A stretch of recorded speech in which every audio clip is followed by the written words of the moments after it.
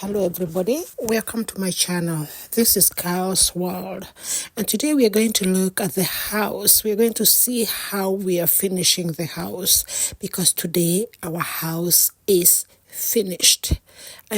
Finished, and this was exactly in 3 weeks. So today we are going to look at the last parts of finishing this chicken house that we have been building together for the last 3 weeks. And like you can see, there we have the house, and they've already put the wire mesh and the chicken wire. And so you can see that they have already put that near the laying boxes. And you can see the upper floor, whereby we are also soon going to put the wire mesh and the chicken wire. We can see the corridor that we're going to be walking on as we pick our eggs from the outside. Like I pointed out, we are not going to enter the chicken house to do anything other than to pick them or to check on them if they're sick. We will do everything from the outside. We will pick the eggs from the outside. We will check on them every 2 hours from the outside. And we will avoid a lot of disease by doing this. This is why we have built this very special chicken house. It's going to have 5,000 chicken layers. That is 2,500 on the lower side and 2,500 on the upper side. You can see the laying boxes that are on the outside. You're going to walk on this corridor, and then you pick the eggs, and then you put them in the stores. And like you can see, how we built this chicken house is that we actually put a foundation, which maybe is not usually very necessary, but we thought that we need to put a foundation which goes down deep in the soil and comes up a bit, like you can see there, so that like now, when there are very heavy rains, you can see that there's no water totally near the house. So we are sure that no matter how heavy the rains are, we will never have floods inside our chicken house. This would be devastating, and so we have to build right now, thinking about such circumstances that can come later on. And so therefore, we've built a very strong chicken house with a very strong foundation, well protected from water, rain, and anything that can come in, even animals. And so right now, today, we are putting the chicken wire and the chicken mesh. That's what those gentlemen on top there are doing. They are nailing the chicken wire and the chicken mesh, the last part of our house, and then we are finished. Like you can see that we have gutters on top that we're going to use to collect all the rainwater, and we're going to collect them in a 10-liter tank that we're going to store and keep it to clean, to drink, to water our plants, and to do anything. I think it would be such a waste of water, just to let all that natural water just rain and run down without being able to harvest it. And that's why we'd like to harvest it. Here you can see that it's a very beautiful house. You can see all the wooden frames inside. And here we are looking at the chicken wire. This is what we are calling the chicken wire. They're very, very, very, very good, and they're very strong, and they keep the bigger animals away. And this is the chicken mesh. It's actually a roll of mesh wire, and we've taken the higher gauge, which means that it's very strong, that it will take long before we change it, that it will not have holes. That's why we've taken the better quality.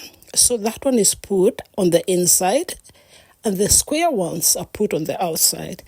This protects the chicken from the small animals and the big animals. So nothing can crawl inside. Not an insect, not a rat, not a snake, not a bird. Nothing can go inside.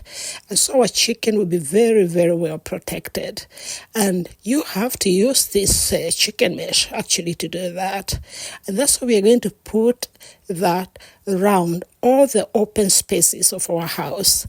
At the same time, when you have this chicken mesh and chicken wire, Then you have very good aeration because of the open space. You need this amount of aeration because chicken produce their feces that produce a lot of ammonia, and this must go out immediately. So that's why you have your house open on both sides, and the air will be running through the house throughout the time. As we know, we're going to have a deep litter poultry farm. And this is our floor, which is finished. And this is the corridor. And here, that was the corridor. And you can see that they're putting the wire mesh. That's what they're doing right now. You can see they're holding it. There it is. It's the rod that they have rolled out, and they are nailing it. Now we'll leave the house because the house is finished. We will just walk down and look at our timbers because we need a little timber to put inside our house on top, where we are going to stand as we feed our birds with the automatic feeders. And as we go down to the forest, we walk through our farm. Like you see, we have a kitchen garden, or rather a kitchen big garden. And this garden, we plant a lot of kales, we plant a lot of cabbages, spinach, coriander, we plant a lot of eggplants, we plant a lot of things. And these things actually were doing very well. We also have sugarcane. We have some napier grass, which we use to feed our cows. We also have a lot of cassava. We have a lot of, and here we have an apple tree. We also have planted 100 apple trees, but they unfortunately don't do so well. And we are also going to work on them because we also wanted to have an orchard as we had a forest. The forest came out very well, but the orchard did not come out very well. But we need to work a bit on them, and then we shall be harvesting a lot of apples also. So you can see this is our little garden, but we don't have so much there. We had planted some cabbage that is not doing so well after the heavy rains. The heavy rains have destroyed almost all the crops, even the cabbage and the kales. And actually they are rotting on their stems and then they are drying. So that is very sad. And we hope that we will be able to replant them so that we can harvest something to eat, because we rely on this garden for all our food. Otherwise, we'll be forced to go and buy. And since most of the farms will have the same problem, it means that the food is going to be very expensive, whichever food that you can find. And you can see we have some mango trees. We have some more cabbages, not doing well at all. Some mango trees, some bananas. Lots of nice things that are growing here. It's actually very nice to combine all types of farming together because you need it. And these are potatoes. These are English potatoes. In this part of Kenya, we plant a lot of English potatoes. We actually plant them and we cook them. We love eating them. We put them in everything, every food that we eat, we must put English potatoes. And one of the nice things about these potatoes is that they are the best quality potatoes to find in Kenya. Why? Because they are crystalline potatoes. When you cook chips with them, the chips come out crispy, dry, and no oil is retained in them. And therefore, if you go to any part of Kenya, they have these potatoes, they buy from this area, and they use them to cook chips because they're the best potatoes for cooking chips. For us, we don't really cook so much chips. We just use them in every meal. We put in our maize and beans that we call githeri. We cook in our mashed foods that we call mukimos. We put in cabbage and carrots and make sauce for our ugali. We just put them everywhere.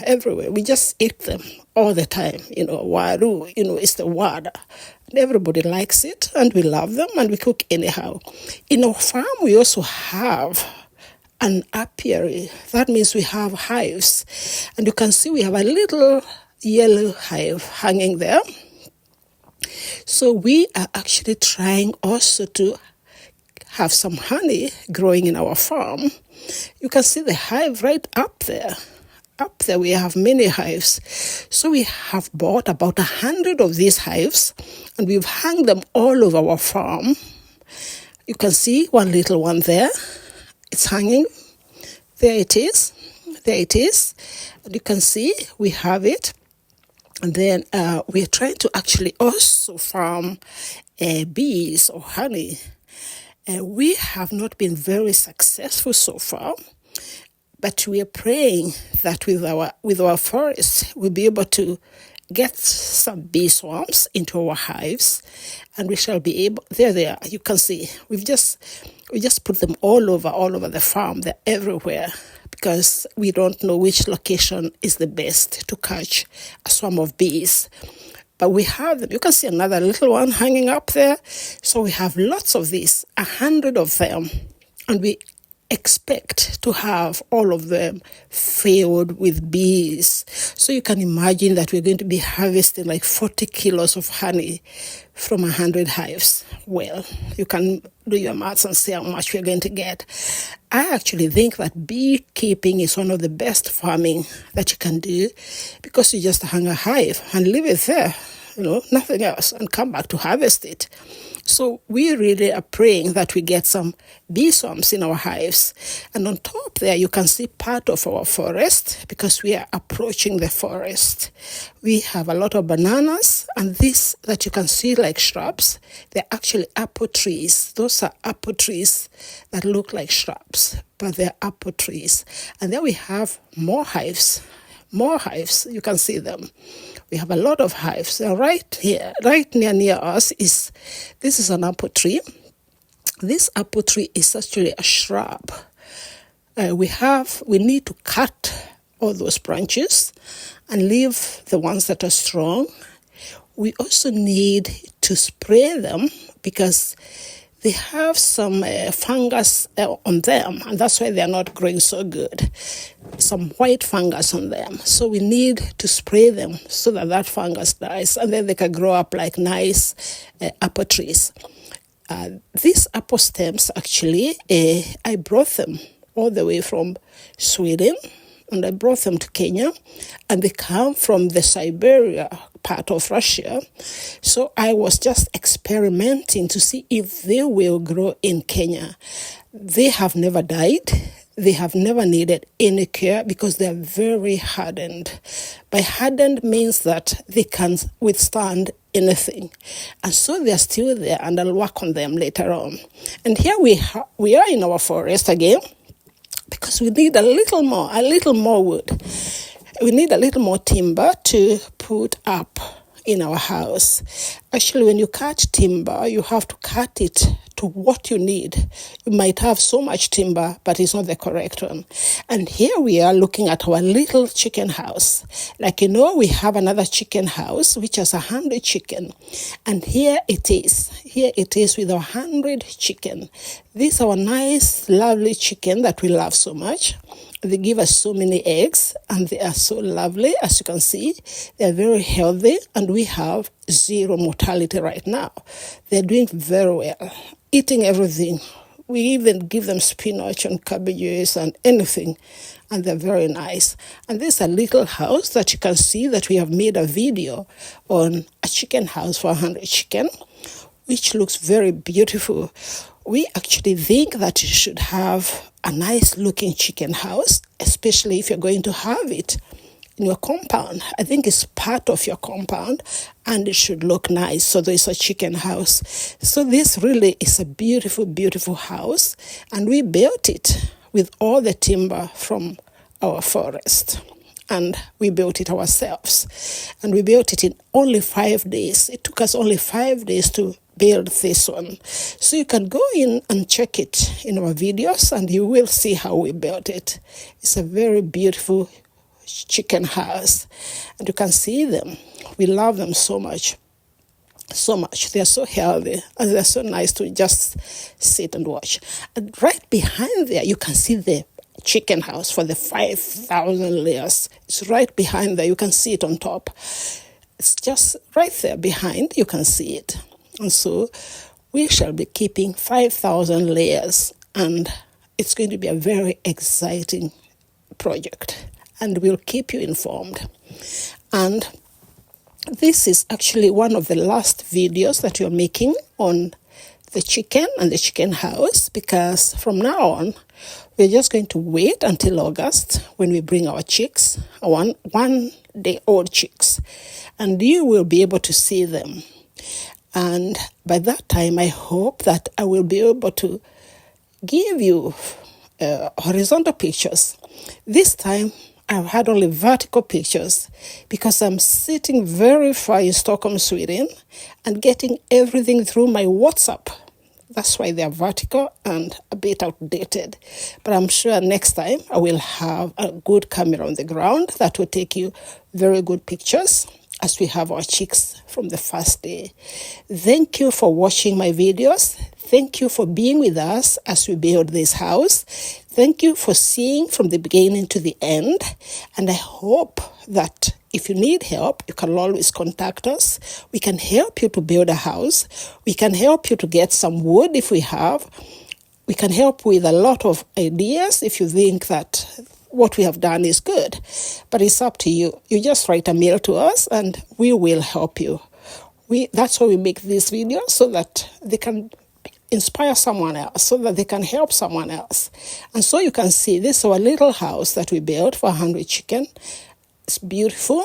After we built it, we actually planted a little, you can see around it, that we landscaped for them. And it's nice to have a beautiful thing, you see. I mean, we've landscaped for them, and it looks nice. You know, when you come to the compound, it looks like a little nice house. And chicken are inside, and they look also very nice. So we're going to do the same to the other house, and you will see. So please don't forget to share, to subscribe, to comment, and to look up to the end. Please watch all the other videos that we've made from the day we started building this house up to the end. And I hope you enjoyed this. I hope you enjoyed these episodes of building this house. And please don't forget to share. This is the finished house. Lovely. Very beautiful. Very well done. 3 weeks. This was built in just 3 weeks. So please tell us what you think. You can see for yourself. It's finished and well done. These are very brilliant people. And don't forget, here we eat English potatoes a lot. And that's a garden of English potatoes. Thank you so much. Thank you for watching. Please keep on watching. And I hope that you see my other videos. Thank you so much. And thank you once more. Thank you. Bye-bye.